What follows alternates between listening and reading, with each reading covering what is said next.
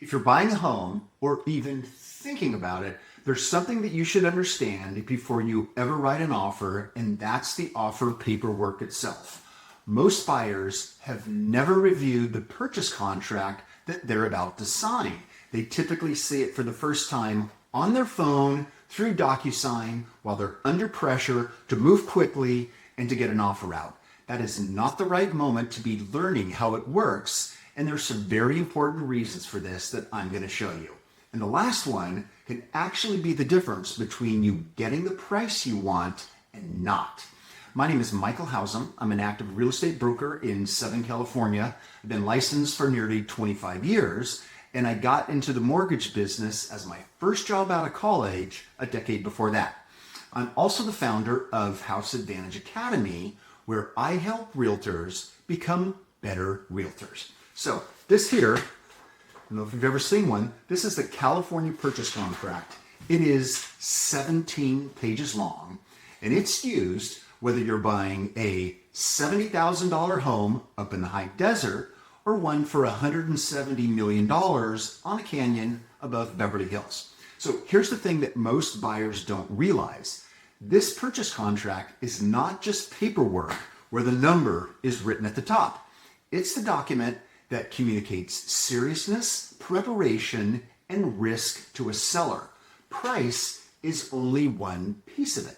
There are other terms inside this contract that can influence whether your offer is strong or fragile, regardless of whether or not you're the highest bidder. A good realtor should never wait until you're writing an offer to show you this thing. They should walk you through it in advance. Now, not line by line, not like a law school lecture, but just enough so you understand which parts of the contract matter, which terms can affect the seller confidence, where there's flexibility, where there isn't. The contract, just so you know, it's written to massively benefit buyers in multiple different areas. And understanding how this can affect a seller is a reason, number one, to go over it ahead of time. For example, did you know that there are multiple different ways that a buyer can cancel a contract with no penalty? That's right. Buried in here, well, part of it's page 3, and then further on, that's right, buried in here are descriptions of why and how a buyer can exit a deal without needing the seller's approval and get all of their money back. And sometimes getting out of a contract is far more important than getting one signed in the first place. Here's a quiz. Do you know how many ways that a seller has that they can exit a contract? Think about that. The buyer has multiple ways that they can get out. How can a seller get out? There's only one way. If the buyer fails to perform, that's it.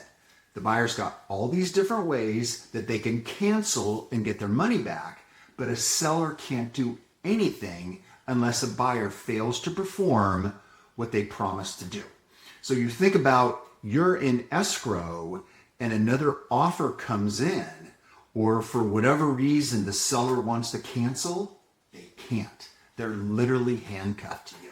A second reason to go through a contract ahead of time is so that you understand exactly what is being promised. Now, this isn't just about price. There's timelines for events, who's paying for what, and a bunch of other items. So on page 3 is where it goes through who is paying what. All the vendors, all the service providers. On an average transaction, these things right here can add up to $12,000 or more. Is the buyer paying all those fees? Is the seller? Are they sharing them? Now, of course, there are certain standard practices that are followed, but a couple of different check marks in the wrong boxes can totally change the financial implications of a sale. Now, I've done a separate video on why a buyer and seller should have their own representation, and you can click here on a link above my shoulder to watch it. And this right here, the money, is one of the primary reasons. I have seen contracts where the way these items were laid out put such a burden on the buyer that the savings that they thought that they were getting were totally offset by the costs that they ended up having to pay. And the worst thing about it, in every one of those situations, they didn't know about it until later. The agent was helping them by also representing the seller to make it easy and lower the commission. What they did is made the buyer responsible for all the costs. The listing agent was keeping the promise to the seller to get the best possible price, the best possible terms, but they didn't tell the buyer that they were paying all the costs. It was extraordinary. Now, had that buyer had their own agent who had gone over the details with them up front to know what to look for, to know which way the contract should have been put together, it never would have been written up this way. The third most important reason to understand the contract before you ever write an offer is that a wise buyer can strategically make their offer more attractive to a seller without just offering them more money, but only if they understand which levers need to be moved and how much and why. Recall earlier that I mentioned there's multiple ways that a buyer can get out of a contract. Well, those are powerful benefits for the buyer, of course. On the other hand, they substantially increase the risk for a seller. So my strategy with buyers is to remove some of these options that can be unnecessary with the correct amount of preparation. Let me tell you what I mean. For example, the contract has 17 days written in it for a loan contingency. Now, most offers that I see on my listings take advantage of that. And what that means is that after the contract is signed, the buyer, they now have 17 days to go out and see if they can get a loan. Of course, if you need a loan, making sure you can get one is a smart move. But stop and think about this for a second. Are there any other transactions on earth that work this way? If you're trying to sell a TV or a piece of furniture on Craigslist or Facebook Marketplace, somebody shows up to buy it, you come to an agreement, and then they say, perfect, let me go get 17 days to see if I can find the money to pay you. You'd be like, what are you talking about? Go get the money and then come back and then we'll talk about buying my TV or my furniture. For some reason, real estate has been set up like this for the benefit of the buyer.